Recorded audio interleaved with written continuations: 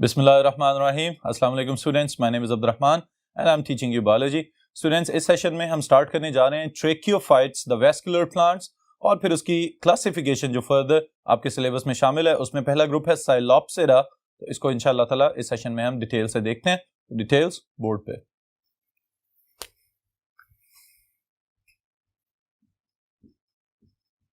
Alright students, जो पहली चीज हम मेंशन करने जा रहे हैं यहाँ पे, that is about the adaptive features of tracheophytes, कि why the vascular plants are known as the successful land plants. Okay, हम ये बात कहते हैं कि जो vascular plants हैं, जो हमारे इर्द गिर्द पौधे पाए जा रहे हैं, they can be herbs, जड़ी बूटियों की तरह के हो सकते हैं, they can be shrubs, झाड़ियों की तरह के हो सकते हैं, and they can be trees. Okay, और दरख्त नुमा भी हो सकते हैं। उनके अंदर कुछ ऐसे पौधे हैं जिन पे ना तो फूल लगते हैं और ना ही बीज पैदा होते हैं, flowerless and seedless plants। फिर इसी तरह कुछ पौधे ऐसे हैं जिनके ऊपर सीड्स तो पैदा होंगे लेकिन फ्लावर्स या फूल पैदा नहीं होंगे। और फिर उसके बाद जो अल्टीमेट क्लाइमेक्स है हमारे पास अभी तक एवोल्यूशन के लिहाज से, that is the angiosperm group of the plants, जिसके पास सीड्स भी हैं, फ्लावर्स भी हैं और तो और फ्रूट्स भी पैदा होते हैं जो फल हम खाते हैं। Alright, all these plants they are the vascular plants. तो वैस्कुलर प्लांट्स को हम कह रहे हैं tracheophytes. So tracheophytes, in other words, are the plants that contain xylem and phloem. Okay? तो ये बात याद रखिएगा कि सबसे पहले नंबर पे इस लफ्ज का मतलब tracheo for the vascular tissues और phytes are the plants. The plants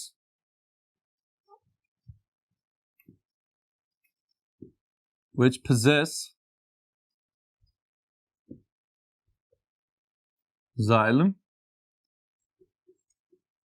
and phloem. Alright.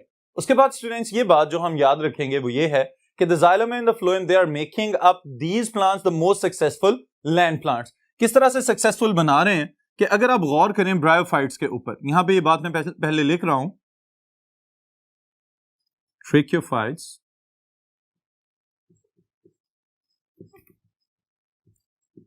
are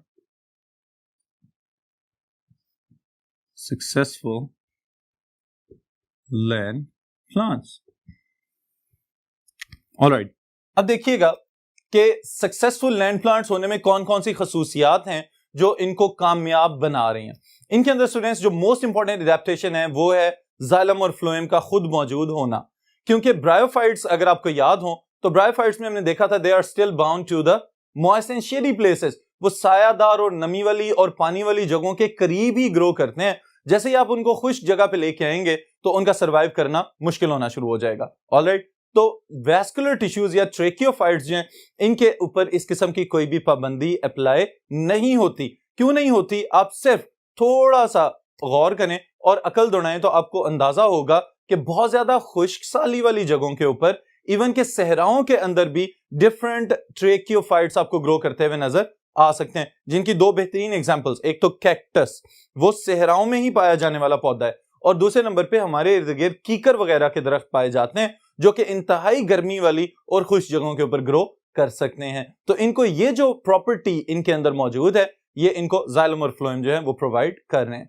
okay, तो जाइलम और फ्लोएम ना सिर्फ वाटर की कंडक्शन में इंपॉर्टेंट रोल प्ले कर रहे हैं, बल्कि उसके साथ ही साथ कंजर्वेशन ऑफ वाटर के लिहाज से ये बहुत ज्यादा इंपॉर्टेंट एक तब्दीली है जो ट्रेकियोफाइट्स के अंदर आ चुकी हुई है। और फिर जैसे अभी मैं आपको बता रहा था कि इन तमाम एडाप्टेशंस का मजमूआ जो क्लाइमेक्स के तौर पे हमें नजर आ रहा है वो है एंजियोस्पर्म्स। तो हम ये कह सकते हैं कि angiosperms are the most successful land plants among the tracheophytes. Alright students, इसके बाद हम वो पॉइंट्स एनलिस्ट करने लगे हैं जिनकी बुनियाद पे आप ये डिसाइड करेंगे कि the tracheophytes are more successful as compare to the previous और lower groups of the plants. Alright, तो द पॉइंट नंबर 1 इज presence of roots, stem and leaves. जी, अब जरा गौर करें कि ब्रायोफाइट्स की जो प्लांट बॉडी थी उसके लिए हम एक मखसूस टर्म यूज कर रहे थे, and that was thallus. Okay, the plant body that can not be differentiated into true root, stem and leaves. और यहां पे हम अगर लिख रहे हैं रूट, स्टेम और लीव्स की बात, तो याद रखिएगा these are the true roots, true stem and the true leaves because they possess the vascular tissues in the center for conduction of water and nutrients. फिर उसके बाद स्टूडेंट्स इसी को एक और तरीके से अगर लिखें, so vascular tissues present in all the three vegetative structures: roots, stem and leaves. All right. अब इसको देखना हो तो अपेरेंटली हमें लीव्स के अंदर वेन्स नजर आती हैं और उनके सेंटर में एक मिड रिब नजर आती है. ओके, तो ये जो खसूसियत है ये वैस्कुलर टिश्यूज की वजह से. इसी तरह रूट्स जो हैं स्टूडेंट्स, अगर रूट्स में से हम वैस्कुलर टिश्यूज निकाल दें तो शायद ये हायर प्लांट्स हमें कभी भी इतने सक्सेसफुली ग्रो करते हुए नजर ना आए. ये जो कई 100 फुट तक बाजुकात इनकी हाइट चली जाती है, ये किस वजह से जा रही है? Due to the presence of the vascular tissues. इनकी वजह से फूड और न्यूट्रिएंट्स वगैरह कंडक्ट होंगे, पानी की कंडक्शन जाएगी तो पौधा इतना ज्यादा ग्रो कर सकता है. नहीं तो वो पौधे जिनके अंदर वैस्कुलर टिश्यूज ज्यादा फंक्शनल या ज्यादा कामयाबी से काम नहीं कर रहा होता, वो पौधे अपनी ग्रोथ को एक खास लिमिट के बाद जाके रोक देते हैं और उनकी हाइट में मजीद इजाफे नहीं देखे जा सकते. ऑलराइट, फिर उसके बाद point number 3, this is protected sporangia that lead to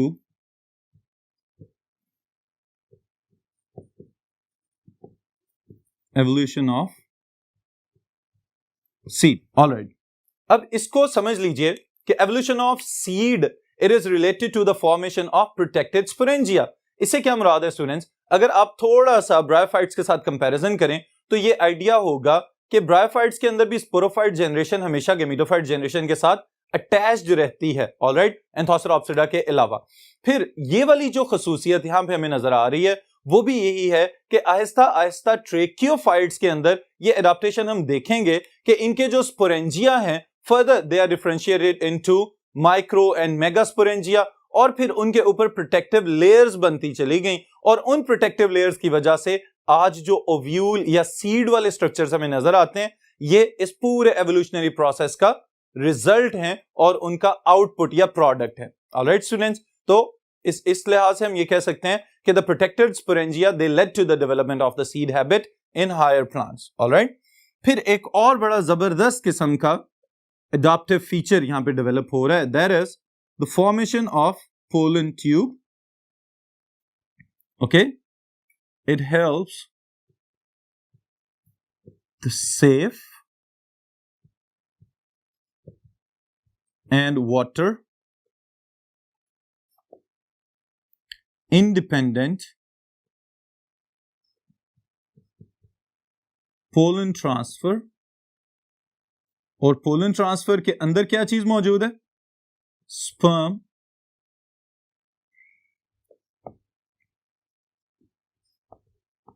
transfer to the female gamete and it is egg. Alright students, अब ये भी एक बड़ी इंपॉर्टेंट खसूसियत हमें नजर आ रही है यहां पे, और ये खसूसियत क्या है कि आम तौर पे जो ब्रायोफाइट्स थे उनमें हमने ये ऑब्जर्व किया कि water is required for pollination. Okay, पानी नहीं होगा तो मेल गेमीट्स फीमेल गेमीट्स की तरफ ट्रेवल करके नहीं जा सकेंगे. इसी वजह से हमने उनको एम्फीबियंस ऑफ द प्लांट्स भी कहा. लेकिन यहां पे हमें एक नई चीज नजर आ रही है, और ये क्या है? यहां पे वाटर की डिपेंडेंस यानी पानी के ऊपर इन्हिसार पहले से कम हो चुका हुआ है, ऑलमोस्ट ना होने के बराबर. तो इस लिहाज से हम ये कह सकते हैं कि वाटर इंडिपेंडेंट पोलिनेशन हो रही है. फिर उसके साथ ही साथ ये भी खतरा होता है कि अगर ड्राई एनवायरनमेंट में या खुश्क जगह पे रह रहे हैं तो स्पर्म्स कहीं डेजिकेट ही ना हो जाएं. जो मेल गेमीट्स हैं वो कहीं बिल्कुल ही खुश्क साली का शिकार होके और कहीं रास्ते में ही उनकी डेथ ना हो जाए. तो इस वजह से पोलन ट्यूब के अंदर अगर मेल गेमीट एक मर्तबा ट्रेवल करता हुआ फीमेल गेमीट तक चला जाए तो ये इस बात को इंश्योर करने में बहुत ज्यादा एक यूं समझे कि कामयाबी है कि सक्सेसफुल फर्टिलाइजेशन हो सकेगी. ऑलराइट स्टूडेंट्स, तो पोलन ट्यूब का बन जाना ये भी सेफ ट्रांसफर और successful chances for the fertilization इस चीज को बढ़ाएगा. फिर next is flower and fruit formation. जी स्टूडेंट्स, अब याद रखिएगा कि फलों का और फूलों का पैदा होना ये बहुत ज्यादा इंपॉर्टेंट चीज है प्लांट्स की एवोल्यूशन के लिहाज से। वो किस तरह से कि फूलों के पैदा होने की वजह से इनके अंदर पोलिनेशन के प्रोसेसेस में मजीद वैरायटी और डाइवर्सिटी नजर आना शुरू हुई। और फ्रूट्स की पैदावार में दो फायदे हैं। एक तो फायदा ये कि it is a source of food, बहुत ज्यादा खुराक की जरूरियात पूरी की जा रही हैं दुनिया में फ्रूट प्रोडक्शन की वजह से। और उसके साथ ही साथ दूसरा जो फायदा प्लांट्स को पहुंचता है that is the seed dispersal, के बीज एक जगह से कई कई 100 मीटर्स तक ट्रेवल करते हुए चले जाते हैं। इवन के आप ये देखें कि खुराक या ये जो फ्रूट है ये ट्रांसपोर्ट कहीं और से हो रहा होता है, और जब आप इसको खाते हैं उसके बाद आप सीड्स निकाल के फेंक देते हैं, तो आपने भी असल में पोलिनेशन में सीड डिस्पर्सल में एक इंपॉर्टेंट किरदार अदा कर दिया। Alright, then is the last point among these adaptations and it is heteromorphic alternation of generations। Alright students, अब देखें ये जो हेट्रोमॉर्फिक अल्टरनेशन ऑफ जनरेशंस है इससे क्या मुराद है। पहले सबसे पहले वाले लफ्ज को समझ लें, हेट्रोमॉर्फिक, हेट्रो मुख्तलिफ, मॉर्फ्स शक्ल, ओके। तो इसका मतलब ये है अल्टरनेशन ऑफ जनरेशन तो वही था कि sporophyte generation alters with the gametophyte generation and gametophyte give rises to sporophyte generation. तो ये वाली तब्दीली इसी तरह से चलेगी, लेकिन जो गेमेटोफाइट और स्पोरोफाइट जनरेशंस हैं इनकी शक्लें, इनकी मॉर्फोलॉजी एक दूसरे से मुख्तलिफ है। ऑलराइट स्टूडेंट्स, तो ये एडाप्टेशंस आपको शॉर्ट क्वेश्चन में पूछी जा सकती हैं। इन सब पॉइंट्स को याद रखिएगा और शॉर्ट क्वेश्चन में अगर आ जाए तो 6 के 6 पॉइंट्स आप मेंशन करेंगे। Alright, next is further the classification of the tracheophytes into further groups. Alright, तो क्लासिफाई किया किस बुनियाद पे जा रहा है, यहां पे मैं आपको बताता हूं कि सबसे पहले the ट्रैकियोफाइट्स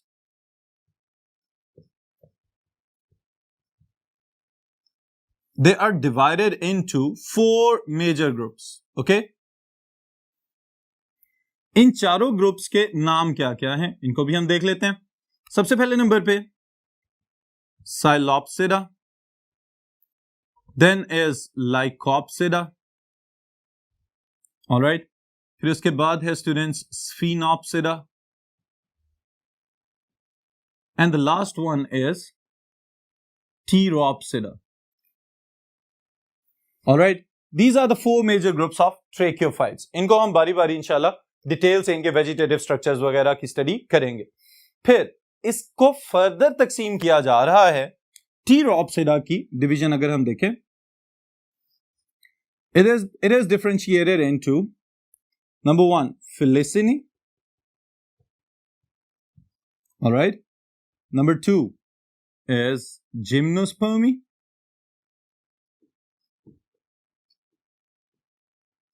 alright, and number 3 it will be Angiospermy। alright students, further इससे आगे ये पूरा चैप्टर जो है वो इन्हीं सब ग्रुप्स की डिटेल्स पे मुश्तमिल है। तो इसमें से पहले ग्रुप का हम आगाज कर रहे हैं अभी, that is साइलोप्सिडा।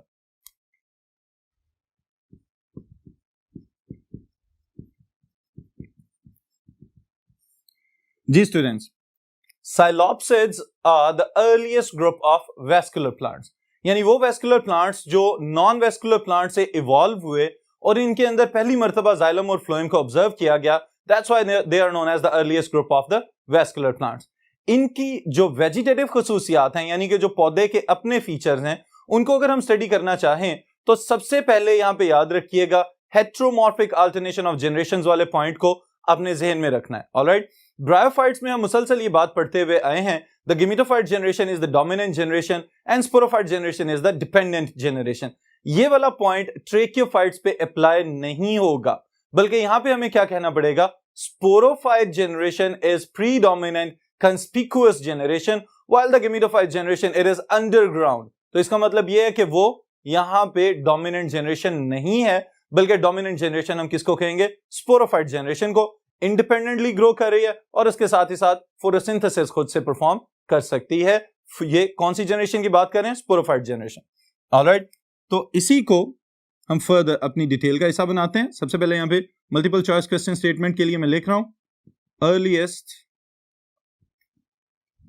Group of vascular plants.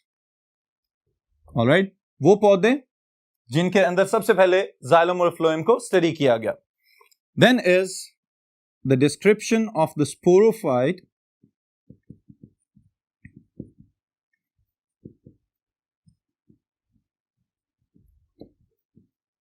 Ji student, sporophyte generation. Okay, अब स्पोरोफाइट जनरेशन से यहां पे क्या मुराद है कि जो इसकी अपेरेंट बॉडी आपको नजर आएगी, यानी वो पौधा जिसको आप साइलोप्सिड्स का रिप्रेजेंटेटिव मेंबर साइलोटम या मेजिटेरिस या जिसको हम मेजेप्टेरिस भी कहते हैं, ये वाला पौधा अगर आपको नजर आ जाए तो इन दोनों में से कोई भी एक जो रिप्रेजेंटेटिव बॉडी है that is the sporophytic body of that plant. Okay, अब इसमें कौन कौन सी खसूसियात आप याद रखेंगे? The first thing that we will talk about is stem. Alright, इसके स्टेम को हम डिवाइड कर रहे हैं दो पार्ट्स में। Number one is rhizome, okay, and number two is the aerial part. जी स्टूडेंट्स, अब राइजोम वाली टर्म आपके लिए नई चीज है, लेकिन याद रखिएगा कि rhizome is technically the stem but it is always underground. Okay, जो जेरे जमीन तना आपको नजर आए लेकिन वो फंक्शंस रूट्स वाला ही परफॉर्म कर रहा हो, तो उस तरह के स्टेम को हम कहते हैं rhizome and it is the characteristic feature of psilopsids. Okay, तो ये चीज यहां पे मैं लिख भी देता हूं, this is underground stem. Alright, possess rhizoids the root like structures। Okay, बिल्कुल उसी तरह से जैसे हम कहते हैं ऑर्गेनॉइड्स, ऑर्गन की तरह के स्ट्रक्चर्स, तो राइजॉइड्स ये क्या है? Root like structures. ओके, फिर बोथ कौन? Rhizome and rhizoids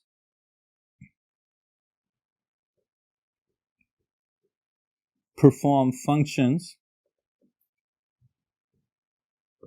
of roots।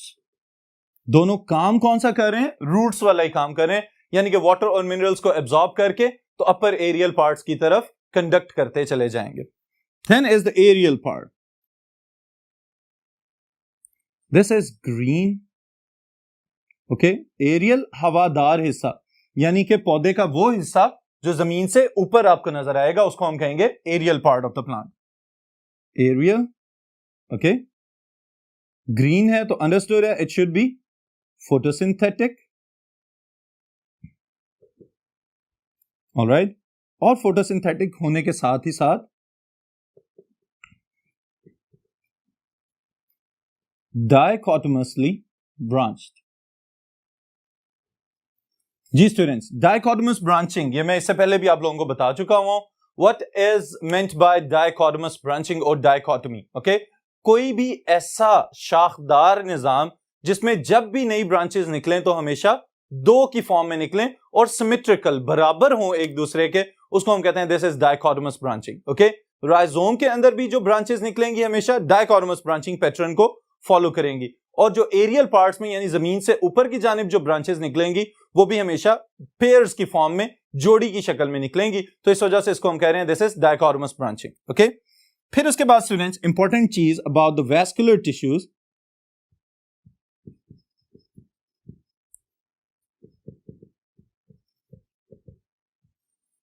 Ji vascular tissues मौजूद तो हैं, इसीलिए तो हमने इनको ट्रेकियोफाइट्स में शामिल किया हुआ है, लेकिन मौजूद होने के साथ ही साथ यहां पे भी फिर डिफरेंट प्लांट्स के अंदर डिफरेंट एनाटॉमिकल डाइवर्सिटी हमें नजर आती है, और वही डाइवर्सिटी फिर ग्रुप्स को डिफरेंशिएट या क्लासिफाई करने में हेल्पफुल होती है। यहां पे जो हम बात करेंगे about the vascular tissues of the members of Psilopsida, वो क्या है? दे आर नैरो, बारीक से हैं, सेंट्रल दरमियान में है, सॉलिड। अब ये वाली एक डिफरेंट टर्म है, सॉलिड का लफ्जी मतलब तो है ठोस। ओके, लेकिन यहां पे टेक्निकली सॉलिड का मतलब क्या है? विदाउट पिथ। जी स्टूडेंट्स, अब ये देखने में ऐसे लग रहा है कि शायद पहले से और ज्यादा मुश्किल हो गई है बात, लेकिन याद रखिएगा pith is the central part of the stem. Okay, stem के अंदर आमतौर पे जो हमारे इर्द गिर्द पौधे पाए जाते हैं उनके वेस्कुलर टिश्यू के रिंग्स के दरमियान में एक सॉफ्ट सा टिश्यू मौजूद होता है। ओके, यहां पे मैं आपको एक मिसाल देता हूं कि जो सिट्रस फ्रूट माल्टे वगैरह हम खाते हैं, जब आप उसको अलग अलग करते हैं, सेंटर में से दो पीसेस में आधा कर देते हैं, तो दरमियान में जो सफेद कलर के वो धागे और रेशे निकल रहे होते हैं, that is the pith of that structure या दैट स्पेसिफिक फ्रूट। फिर इसी तरह बहुत सारे बड़े दरख्त जब उनकी लकड़ी को काटा जाता है तो उनके सेंटर में आपको क्रैक्स बने हुए या होल्स बने हुए नजर आते हैं। वो जो सेंट्रल पार्ट होता है उस स्टेम का, that is known as pith. Okay, तो यहां पे सॉलिड वेस्कुलर टिश्यूज या वेस्कुलर बंडल्स होने का क्या मतलब है कि इनके दरमियान में पिथ या सॉफ्ट टिश्यू या हॉलो कोई भी ट्यूब वगैरह मौजूद नहीं है। ऑलराइट स्टूडेंट्स, तो ये है इसके स्टेम का सारे के सारी डिटेल कि इसको हमने दो हिस्सों में डिवाइड किया, राइजोम में और फिर उसके बाद एरियल पार्ट्स में, और इसके पास वेस्कुलर टिश्यूज भी मौजूद हैं। Okay, then if we talk about the reproductive structures, it possess sporangia. इसके पास स्पोर प्रोड्यूसिंग स्ट्रक्चर्स हैं। ओके, अब स्पोरोफाइट जनरेशन है तो इसके पास स्पोर प्रोड्यूसिंग स्ट्रक्चर्स होने चाहिए।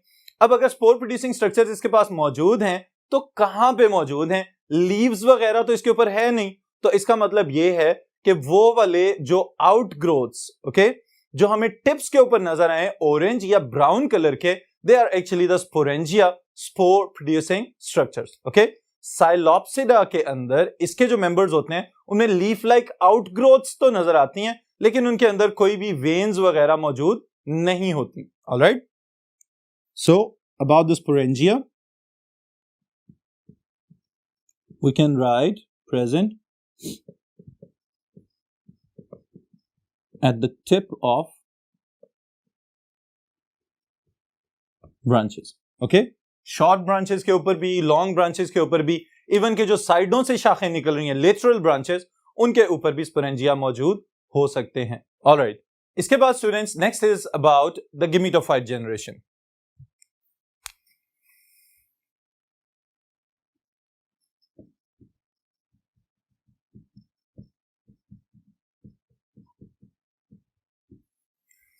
जी, gametophyte generation is the gamete producing generation.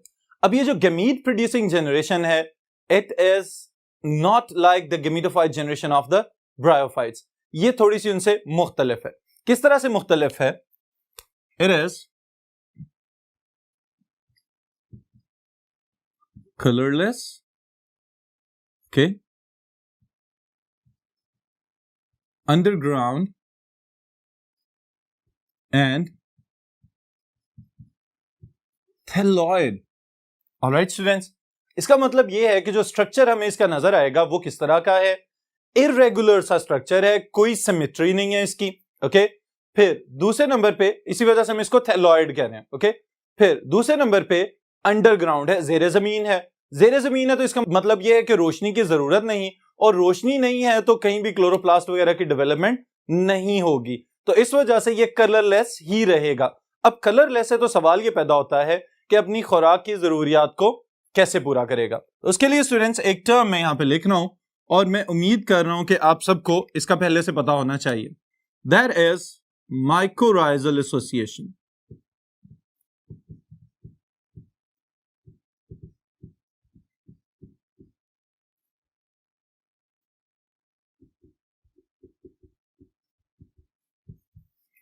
Ji students, what is mycorrhizal association? Myco from fungi, rhizal from rhizoids. Okay, so relationship between the roots of the plants with fungi. लेकिन यहां पे थोड़ा सा ये feature different है कि जो इसके थैलस के अपने सेल्स हैं उनके अंदर तक धंसे हुए हाइफे हमें नजर आते हैं फंजाई के, और काम ये क्या कर रहे हैं? फंजाई इसके थैलस को खुराक प्रोवाइड कर रही है और बदले में इसके थैलस के सेल्स उसको शेल्टर और प्रोटेक्शन वगैरह मुहैया करेंगे। तो इस वजह से हम ये कह सकते हैं the gametophyte it meet its nutritional needs with the help of mycorrhizal symbiotic association. So अगर हम इसको लिखना चाहें the symbiotic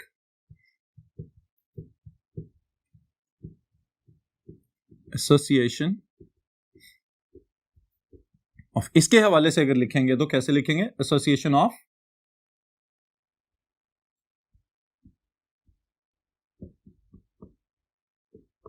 gametophyte and fungi. All right, this is known as mycorrhizal association of Psilopsids. फिर इसके साथ ही साथ students multiple choice question statement के लिए मैं कुछ चीजें यहां पे मेंशन कर रहा हूं और इसको जरूर याद कर लीजिएगा, एमसीक्यूज के लिए बहुत अहम है. This is about the members, the extinct members and the living genera.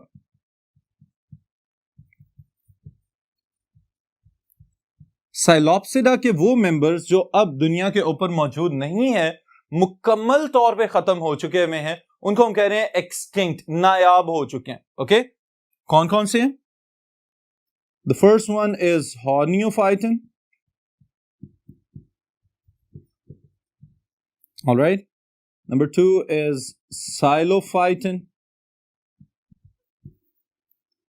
And number 3 is Cooksonia, also known as Cooksonia. All right. ये तीनों ग्रुप्स वो हैं जो कि ये तीनों मेंबर्स वो मेंबर्स हैं जो मुकम्मल तौर पे खत्म हो चुके हैं. अब ये दुनिया के ऊपर आपको एग्जिस्ट करते हुए नजर नहीं आएंगे. तो कौन से मेंबर्स हैं जिनकी बुनियाद पे ये सारे के सारे वेजिटेटिव स्ट्रक्चर्स हम आज भी स्टडी करने के काबिल हैं? These are the living genera,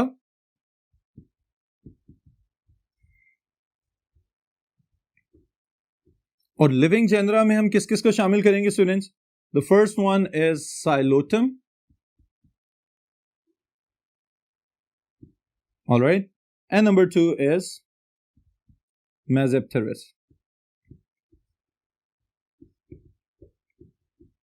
Alright students, इनके नाम एमसीक्यूज के लिए, मल्टीपल चॉइस क्वेश्चन स्टेटमेंट्स के लिए याद रखिएगा. ऑलराइट, आज के सेशन को यहीं पे खत्म करें, फिर इंशाअल्लाह ताला नेक्स्ट सेशन में नेक्स्ट